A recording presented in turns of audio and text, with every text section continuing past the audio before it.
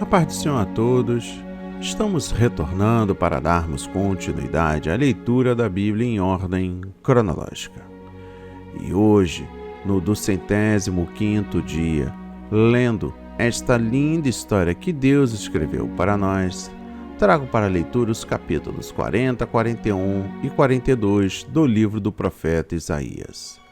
E encerro a leitura no livro de Salmos, capítulo 46.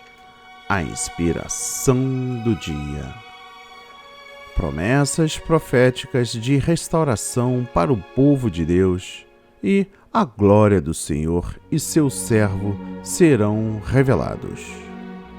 No capítulo 40 destaca o versículo 1: Consolai o meu povo.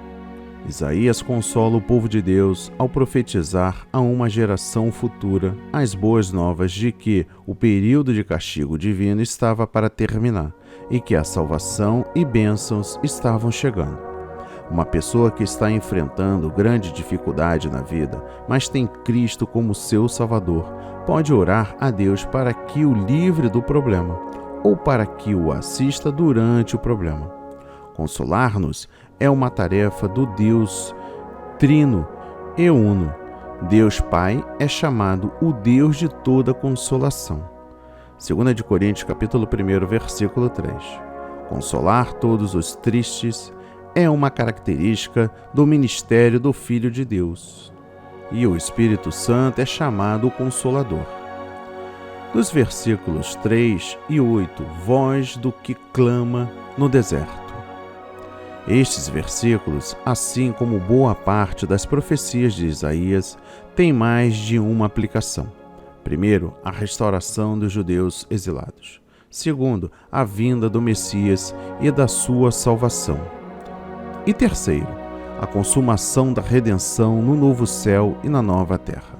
O Novo Testamento mostra que o versículo 3 cumpriu-se em João Batista, precursor do Messias. João ensinou que a maneira de preparar-se para a vinda do Senhor é através do arrependimento. No versículo 5 destaco: e a glória do Senhor se manifestará.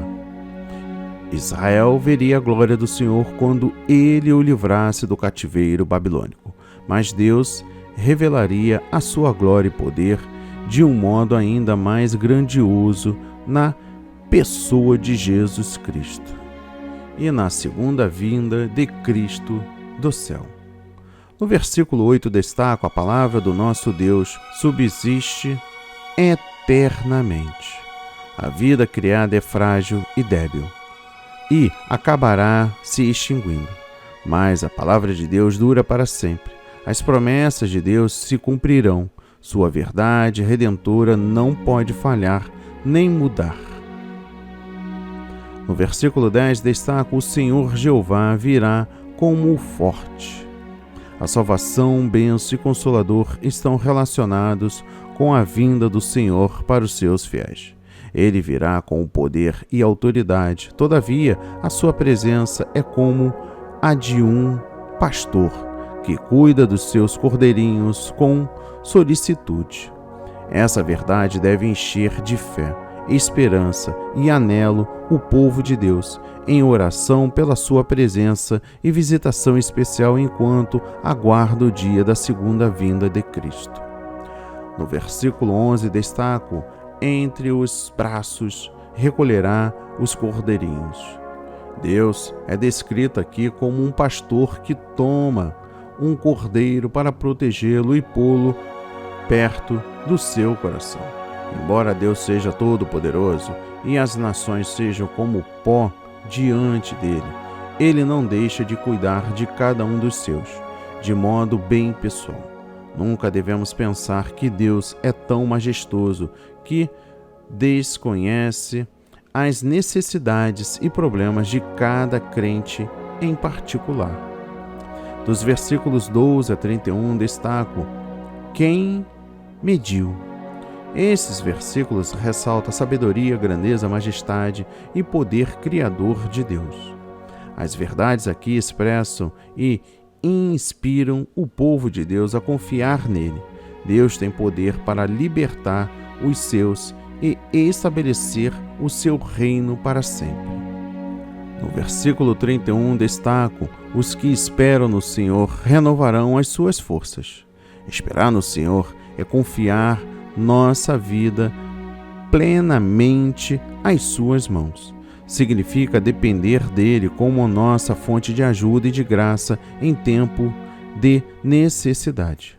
Os que esperam no Senhor têm dele as seguintes promessas. Primeiro, a força divina para vivificá-los no meio do cansaço e da fraqueza, do sofrimento e das provações.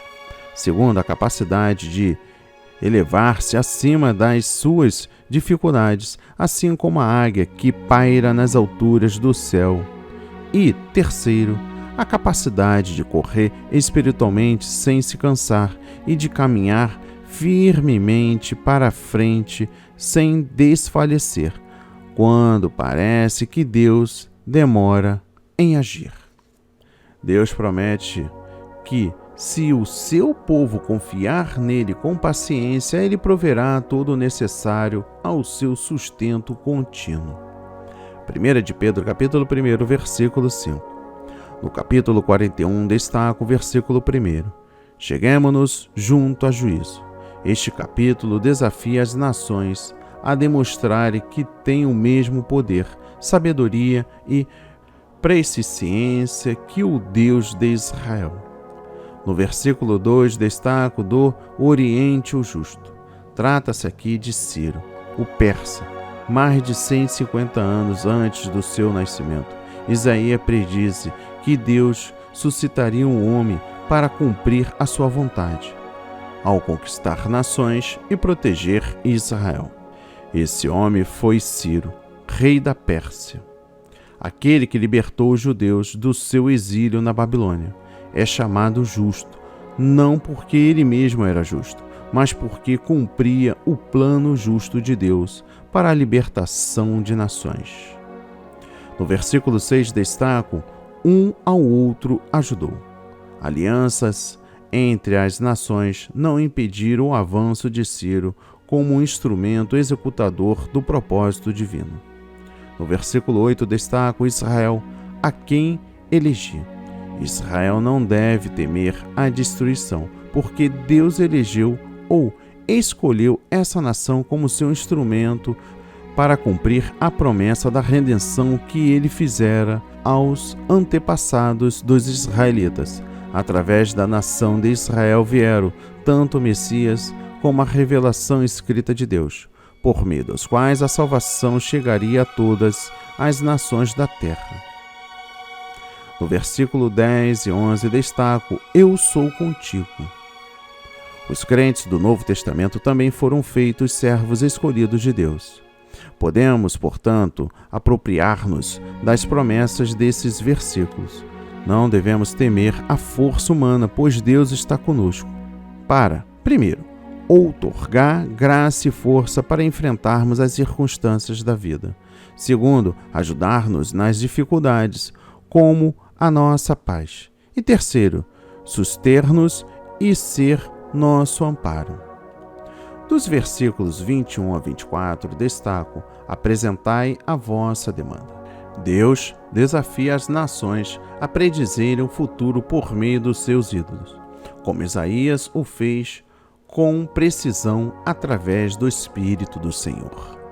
No versículo 25 destaco: um do norte. Esta frase descreve Ciro.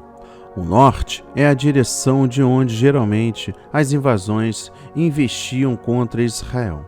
Embora Ciro não fosse um servo do Senhor, ele usou o nome do Senhor no seu decreto que autorizou a volta dos exilados judeus à terra prometida.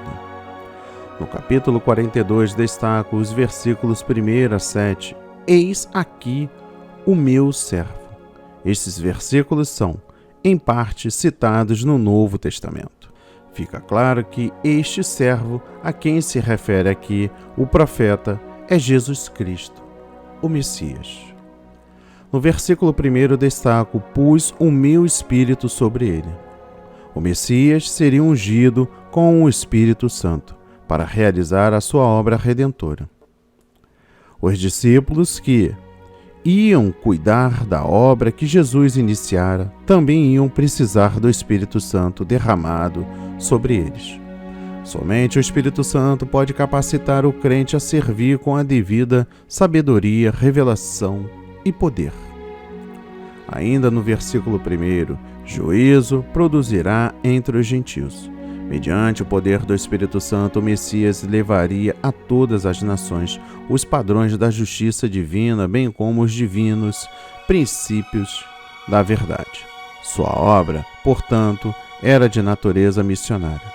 Hoje, essa mesma tarefa é responsabilidade daqueles que professam o nome de Cristo.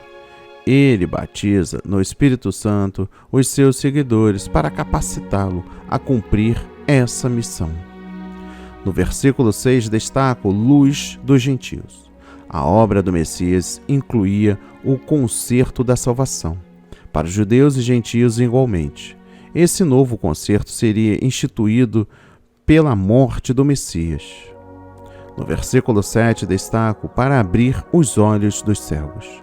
O Messias, mediante a sua morte e o poder do Espírito Santo, libertaria das trevas, do pecado e da culpa todos os que nele crescem. Dos versículos 10 a 16 destaca: cantai ao Senhor. Isaías prediz um tempo em que os gentios e judeus crentes cantarão louvores do Senhor até os confins da terra, por causa da gloriosa redenção e vitória que nele alcançarão. E por fim, dos versículos 18 a 25, destaca os surdos e cegos. Por causa da cegueira e da surdez espirituais, o povo de Deus estava sendo expoliado por seus inimigos e não havia ninguém para livrá-lo. E encerramos no livro de Salmos, capítulo 46. Destaca o versículo 1 e 2, nosso refúgio e fortaleza. Embora todo crente às vezes passe por tempos de aridez espiritual, isto não é normal. Deus quer estar perto do seu povo e prover-lhe ajuda e consolo. Este salmo evidencia fé e confiança em Deus em ocasiões de instabilidade e segurança. Primeiro, em Deus temos o poder e a capacidade de enfrentar as incertezas e lutas da vida. Refúgio fala de abrigo no perigo, mostrando que Deus é a nossa real segurança nas tormentas da vida. Fortaleza refere-se à força divina na peleja do crente contra os seus inimigos e inclui o poder de Deus que opera em nós e nos capacita a vencer os obstáculos da vida. Segundo, conclusão. Deus é o socorro bem presente na angústia.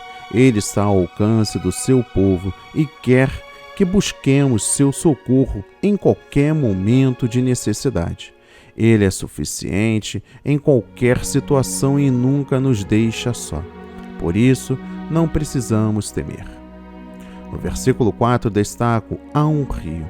O rio de Deus é o fluxo contínuo de sua graça, glória e poder no meio do povo salvo. Este rio puro, vivificador, flui de Deus Filho e de Deus Espírito. Flui do trono de Deus e vivifica constantemente os santos, tanto os da terra como os dos céus. A bênção suprema desse rio é que ele traz Deus para o meio do seu povo. O Senhor dos exércitos está conosco. E por fim, o versículo 10. Aquietai-vos. O hebraico aqui também admite a tradução soltem-se, isto é, larguem as coisas que impedem o crente de exaltar a Deus e dar-lhe seu devido lugar na sua vida. Que a palavra de hoje toque o seu coração, transforme a sua vida para a honra e a glória do Senhor. Leia a Bíblia diariamente, pois este é o verdadeiro canal em que você aprende, conhece a verdade e ouve a voz de Deus. Amém e graças a Deus.